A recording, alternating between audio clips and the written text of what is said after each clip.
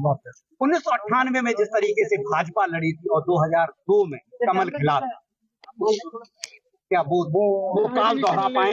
दोबारा दोहराएगा, बहुत अच्छी वोटों से जीतूंगा।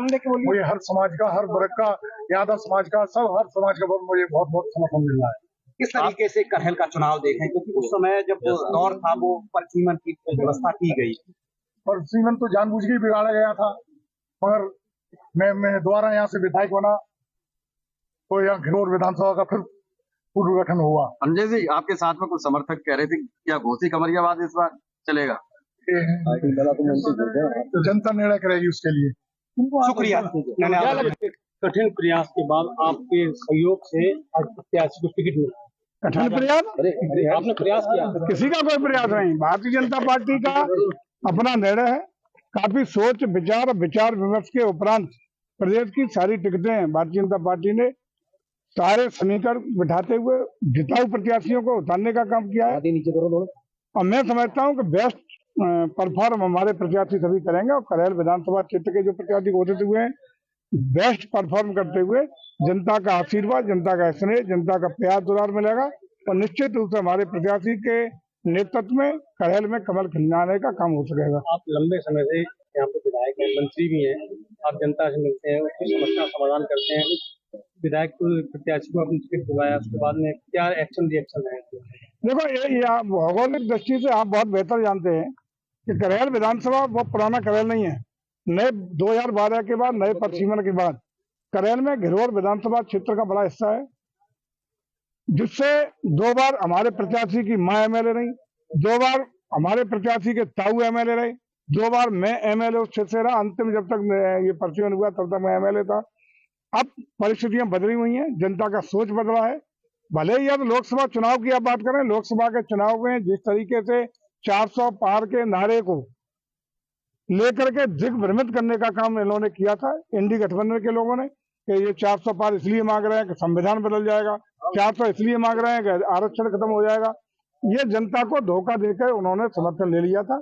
अब जनता समझ चुकी है, अपने को ठगा महसूस कर रही है और आज भारतीय जनता पार्टी की रीतियों, नीतियों, कार्यक्रमों को लेकर के, आदरणीय योगी जी की सरकार के सुशासन को लेकर के, आदरणीय मोदी के नेतृत्व में देश के बढ़ते हुए विश्व में कदम को एक विश्वसनीय भारत के लिए, एक विकसित भारत के लिए, एक दुनिया की बड़ी आर्थिक शक्ति के रूप में भारत को प्रस्तुत होता हुआ आम जन देख रहा है, उसको समर्थन मिलेगा और निश्चित रूप से इस बार भारतीय जनता पार्टी का कमल सभी 9 सीटों पर जहाँ चुनाव हो रहा है खिलेगा, उसमें करहेल भी शामिल है। करहेल विधानसभा में आप क्या मुख्य मुद्दा को लेकर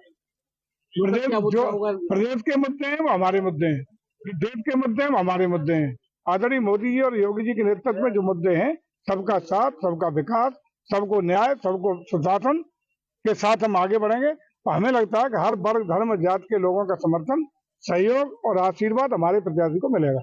विचार विमर्श के उपरांत प्रदेश की सारी टिकटें भारतीय जनता पार्टी ने सारे समीकरण बिठाते हुए जिताऊ प्रत्याशियों को उतारने का काम किया। नीचे करो थोड़े। और मैं समझता हूं कि बेस्ट परफॉर्म हमारे प्रत्याशी सभी करेंगे और करहेल विधानसभा क्षेत्र के जो प्रत्याशी घोषित हुए हैं बेस्ट परफॉर्म करते हुए जनता का आशीर्वाद, जनता का स्नेह, जनता का प्यार दुलार मिलेगा और निश्चित रूप से हमारे प्रत्याशी के नेतृत्व में करहेल में कमल खिलाने का काम हो सकेगा। आप लंबे समय से यहाँ पे विधायक हैं, मंत्री भी हैं, आप जनता से मिलते हैं, उसकी समस्या समाधान करते हैं। विधायक को, प्रत्याशी को अपनी टिकट दिलाया, उसके बाद में क्या रिएक्शन रहेगा जनता का? देखो ये आप भौगोलिक दृष्टि से आप बहुत बेहतर जानते हैं कि करहेल विधानसभा बहुत पुराना करहेल नहीं है। नए 2012 के बाद नए परिसीमन के बाद करहेल में घिनौर विधानसभा क्षेत्र का बड़ा हिस्सा है, जिससे 2 बार हमारे प्रत्याशी की मां एमएलए रही, 2 बार हमारे प्रत्याशी के ताऊ एमएलए रहे, 2 बार मैं एमएलए उस क्षेत्र से रहा। अंतिम जब तक ये परिसीमन हुआ तब तक मैं एमएलए था। अब परिस्थितियां बदली हुई हैं, जनता का सोच बदला है। भले ही अब लोकसभा चुनाव की आप बात करें, लोकसभा के चुनाव में जिस तरीके से 400 पार के नारे को लेकर के दिग्भ्रमित करने का काम इन्होंने किया था इंडी गठबंधन के लोगों ने कि ये 400 पार इसलिए मांग रहे हैं कि संविधान बदल जाएगा, 400 इसलिए मांग रहे हैं कि आरक्षण खत्म हो जाएगा। ये जनता को धोखा देकर उन्होंने समर्थन ले लिया था। अब जनता समझ चुकी है, अपने को ठगा महसूस कर रही है और आज भारतीय जनता पार्टी की रीतियों, नीतियों, कार्यक्रमों को लेकर के, आदरणीय योगी जी की सरकार के सुशासन को लेकर के आदरणीय मोदी के नेतृत्व में देश के बढ़ते हुए विश्व में कदम को एक विश्वसनीय भारत के लिए, एक विकसित भारत के लिए, एक दुनिया की बड़ी आर्थिक शक्ति के रूप में भारत को प्रस्तुत होता हुआ आम जन देख रहा है, उसको समर्थन मिलेगा और निश्चित रूप से इस बार भारतीय जनता पार्टी का कमल सभी 9 सीटों पर जहाँ चुनाव हो रहा है खिलेगा। उसमें करेल भी शामिल है। विचार